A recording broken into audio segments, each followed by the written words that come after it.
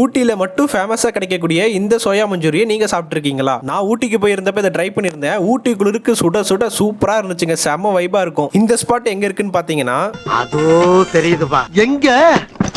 அங்க அங்க. எதப்பா சொல்ற? ஊட்டி பஸ் ஸ்டாண்டுக்கு ஆப்போசிட்ல இருக்குங்க. இந்த சோயா மஞ்சூரியை எப்படி செய்யறாங்கன்னு நம்மளும் அப்படியே பார்க்கலாம். இந்த போறப்பு தான் நல்லா ருசிச்சு சாப்பிட கிடைச்சது. ஆஹா ஆஹா, அத நினைச்சு தான் மனோ உலகம் முழுவதும் பருக்குது.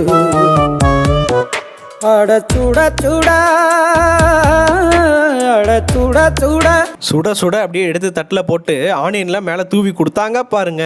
டேஸ்டியா சாப்பிட்ற உங்க ஃப்ரெண்டுக்கு இந்த வீடியோவை ஷேர் பண்ணி விடுங்க. கூச்சப்படாம சாப்பிடுங்க.